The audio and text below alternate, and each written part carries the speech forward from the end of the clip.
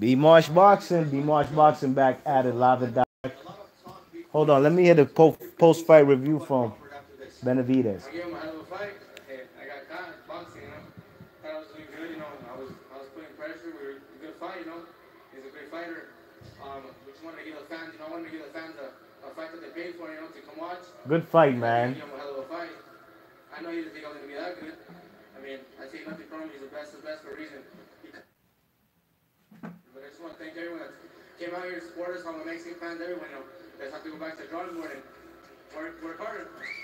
No doubt. Yeah, man, he showed a good effort, man. Can't lie about that. At What least happened in the middle of the fight? Was it blood adjusting, or did the you legs, what the happened? man couldn't move. Yeah. And it started backing me, it started hurting me a bit. But I take nothing. I don't. There's no excuses. Yeah, they always give an excuse, but then they say no excuses. But I'm a good fighter too, so I think I gave a show a hell of a fight. Look at his brother, Jose Benavidez, over his I had shoulder. that fight close. I had it close. You talked about the leg. You said that it was never going to be at 100%. Let me hear what he's about to say. Been in a fight? Yeah, I gave out pretty bad on the 9th round. I try not to think about it, but not only that, I take nothing from him. He's the best of the best. So, I feel like I did a good job. I just have to go back and train harder and put my hands up. You said you didn't see anything special in Bud before the fight. What you guys say now? Pound for pounders, you hung in there. What did you learn about yourself? Just need to go back to the drawing, get nothing from him. I gave him a good fight.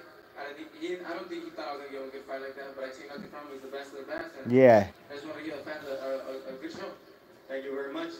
Tess, we send it back to you. Yes, indeed. B Marsh Boxing, straight up and down, giving you this post-fight review for this fight we had between David Benavidez and the WBO 147-pound champion of the world, Terrance Bud Crawford. The first round was kind of like a feeling out round. Both guys pawing with a jab. Jose Benavidez, in my opinion, had the more authoritative jab. Bud Crawford came out starting in the orthodox stance, and in the middle of round one, he switched to the southpaw. You know what I'm saying? And Bud Crawford, I thought he lost round one. It was a close round, could have probably gone either way, you know what I mean? The first rounds are probably the hardest rounds to score in any boxing match because both guys are probably feeling each other around, or they could go all out. It's either or, you know what I'm saying? So it was basically a cagey feeling out round, guys using their jab, trying to dictate the range and find a distance to land shots. Round two, I gave it to Bud Crawford, you know what I mean? I think when he switched to his southpaw stance, he started getting in the groove a little bit. You know what I'm saying? He was landing now some straight left hands. You know what I mean? The straight left hands were percolating. He was using his jab. Still, he quite didn't dictate the distance perfectly to get perfect opportunities to land them counter shots. But I thought he won round two and he won round three. You know what I mean? I gave Jose Benavidez round 4 and 5. Jose Benavidez in round 4, man, Bud Crawford seemed like he was all over the ring, you know what I mean? His balance, like he got hurt. He was getting hit with mean body shots, you know what I'm saying? And that lead right hand and also the right hand behind the jab from Jose Benavidez was percolating in round 4. You know what I mean? I seen Bud Crawford get hit with a body shot in round 4 and he winced. He was in pain. You could see. It was kind of on the belt line, but it wasn't a dirty shot. No, by no means was it a dirty shot. But Bud Crawford was getting rocked a little bit, almost from pillar to post in round 4. If you don't believe me, just watch. Go ahead and watch that fight. Look at round 4 again, you know what I mean? Wasn't looking good. And round 5 was a close round, but I gave that one to the man Jose Benavidez, you know what I'm saying?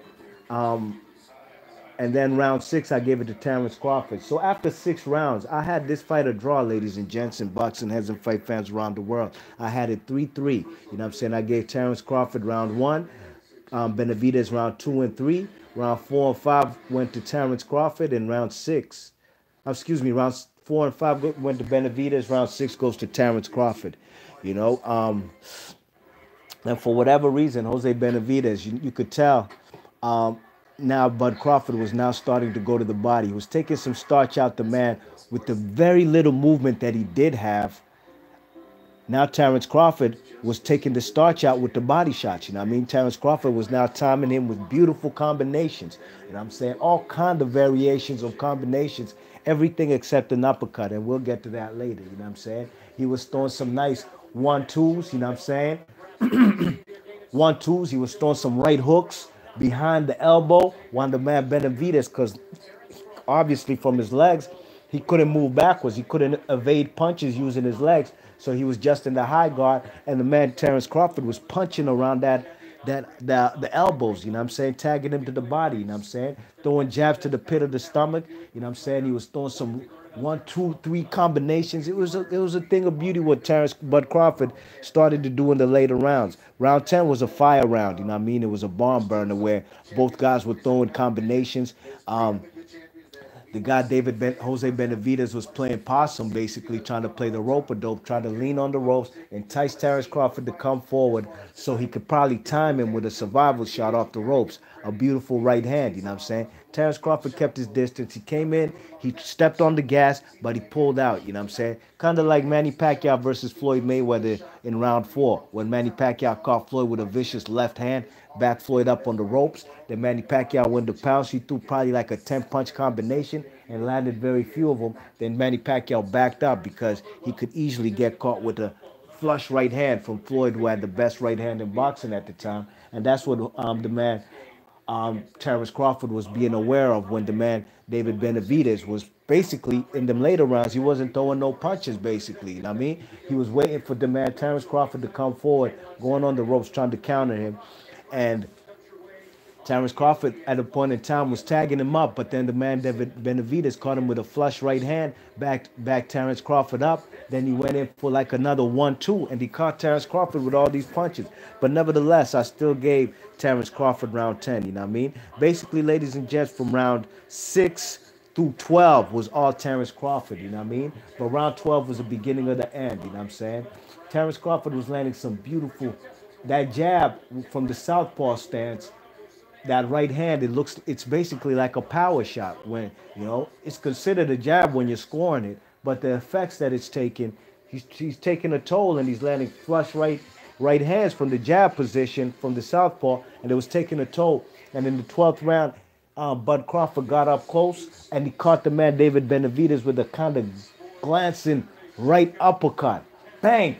Right on the side of the man David Benavidez's temple and his ear. Wasn't flush on the chin. And it was one of the very few times Bud Crawford did throw an uppercut in this fight, and it was a thing of beauty. The guy didn't see it because Terrance Crawford had thrown a left hook to the body, then the right uppercut straight up that caught him on the ear and on the temple. David Benavidez hit the floor like a ton of bricks, head first, sideways, you know what I mean? You could tell he ain't see that punch just from the way he fell on the canvas, you know what I mean? And he was dazed and he was hurt. He got up, he took his 8 count, he got up, and the man, Terrance Crawford, pounced on him. Right and left hooks, nothing straight, no straight punches, and he caught him with a beautiful right hook, bank, and another one that damn near knocked the guy, Jose Benavidez, through the ropes. And it was a wrap, man. The referee stopped the fight. 12th round stoppage. I ain't gonna lie, I didn't think he was gonna get a stoppage in the 12th. I thought when the 12th round got there, it would go the distance.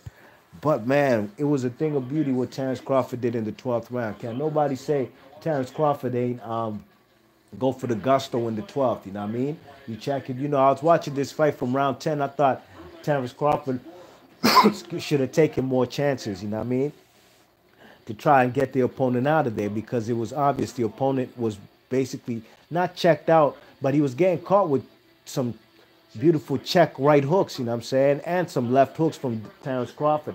Nice left hooks, you know what I mean? But, you know, you could tell at that point Terrance Crawford could get his opponent out of there, you know what I mean? But one thing I must say watching this fight, I usually watch fights with the volume down, but, you know, I'm home with the fam, so, you know, we all watch the fight with the volume up, and I listen to the commentary. And one thing I'll have to say, you know, the commentators, whether it was the Kriegel guy or Tim Bradley or Joe Tessitore on the ESPN broadcast, they weren't mentioning the good stuff Benavidez was doing. Even in round 10, when Terrance Crawford was getting tagged up with some straight right hands, when the dude got off the ropes, when he caught him with some survival shots, they weren't mentioning that, you know what I mean? So for the casual fan watching at home, they're probably thinking that Bud Crawford he's the only one hitting his opponent. But Bud Crawford got tagged up in this fight too. Go watch round 4 and watch round 10. You know what I'm saying? I see Mike D in the chat. What's good, son? He said, glad Crawford missed. Ha, ha, ha. He didn't tonight. That aside, Jose would have had a great career. Was impressed. Yeah, Jose came to fight, man. if it wasn't for that leg shot. No question. That's Mike D in the chat. Yeah, man. The man, you could see um, the guy's stance, the Benavidez stance, especially when he's in a position to evade shots. You know, three ways for defense. You know what I mean? You could use your legs to step off and sidestep shots. Use your high guard to block shots, catch shots on the gloves. You know what I'm saying? Or you can bob and weave, you know what I mean? Bob and weave, use your head movement and upper body movement. And when the man Benavidez, he couldn't use evade shots stepping back, you could tell that that leg was giving him problems, you know what I mean? And he said it himself in the post-fight review, post-fight interview in round 6. That's when he started having problems, and that's when you could tell he started to deteriorate from that point on. He wasn't even throwing the jab anymore. And in the first six rounds, I thought he had the more authoritative jab than Bud Crawford. You know what I'm saying?